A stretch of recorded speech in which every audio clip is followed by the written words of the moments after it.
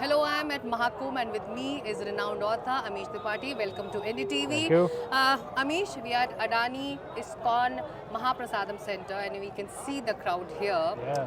So Maha Kumbh, Kumbh has a calling for all, one and all. One and all, people have come here to be connected to Dharma, to be connected to our ancestors, to be connected to spirituality. One of the things that's actually not discussed, however, is the spirit of charity at Kumbh Mela. I found so many places where food is being distributed free, and you can actually theoretically spend 15 days out here and not spend any money, Right. for food or location. One of the places where free food is being given is And Prime right Minister here. has been here Yeah. today. And what message are we sending to the world from Yeah. Maha Kumbh, Amish? That we can organize things at a scale that are unimaginable. There are 450 million people who are going to come here. There is more. If it was an independent country, it would probably be the fourth largest, Right. country in the world. It is that massive a scale that we are doing it at, and this is not just showcasing our organizational abilities at Kumbh Mela. I think people will also start noticing how we are able to organize things across all levels. We built the highest bridge in the world in Kashmir. We build bridges across the sea from my very own Mumbai to the mainland. We're building metros, we're building ports.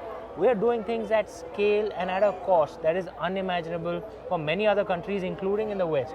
Kumbh Mela is actually yet another example of that. We are not like the old days where Indians couldn't organize anything. Yeah. Right. Now, it's not that we couldn't organize anything earlier. That's what they used to believe. But now we can organize anything. The relevance of Kumbh, Amish, what attracts one and all, whether it's a VIP, it's a commoner, everybody wants to be here for one of the days in these 45 days of Maha Kumbh. Why does everybody wants to come here? For one holy dip, to be washing away the sins, or there's something else? Look, it cannot be denied that there is a very small portion, though that gets discussed a lot. There's a very small portion which has that what's called FOMO, right? Everyone is coming here, so when they want to come here, and maybe they want to post something on Instagram. But I think that's a very, very tiny portion. 450 million people cannot be just out of FOMO. There are many, particularly among the dharmic religions, Hinduism, Buddhism, Jainism, Sikhism, who are coming not just from India but from across the world. The King of Bhutan, the Japanese ambassador, so many of them, and they know the ritual. So that is one aspect. The other aspect is many Indians who may follow Indian Islam or Indian Christianity, which I would argue is as dharmic actually. And for them, this is in a way connecting to their ancestors. And even more, there are many foreigners who are coming, who are actually connecting to Dharma, connecting to spirituality, connecting to a sense of peace and yoga out here. I think Maha Kumbh offers an opportunity to everyone to find that peace, to find the root of the word yoga is yug, where you unite with the divine and with Ma Prakriti. That's the opportunity here. Right, Amish, and you travel a lot and all across the world. Tell me, what interactions have you had for Kumbh? Has there been any query? Like what happens there? Did anybody come up to you and ask you what's happening there? Should we be there? Like, are people curious to know?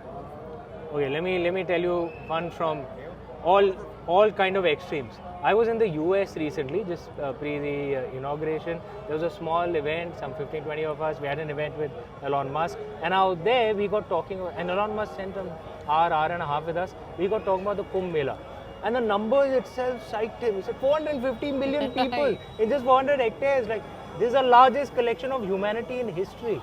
And actually, he was interested in, like any intelligent person, interested in spirituality as well. It was an interesting discussion. That's one extreme. And out here, you see the simplest of people. They've come here with their families. Many of them have come without a plan. They've just landed up assuming that somehow Lord Shiva, Ma Ganga, Lord Krishna will figure it out for them. And they find a place to pray, find a place to eat, and do the rituals that they want to do. And to me, that the lower classes and the middle classes, to me, they are the ones who are actually carrying our culture ahead. So even if the at social home, cohesion before you that one sees, travel and not decide and not have a plan, there's already a plan here if you reach here. That's what you're saying. It's like this. If you're coming with your family, if you're coming with those who love you, Yeah. it'll work out. And that to me is actually a strength of India, that we are not socially dysfunctional. There are so many wealthier countries than ours where you find families have broken up, communities have broken up. Right. But out here, The families, you can see so many families have come together, 3 generations. Lots to learn for the Yeah. world.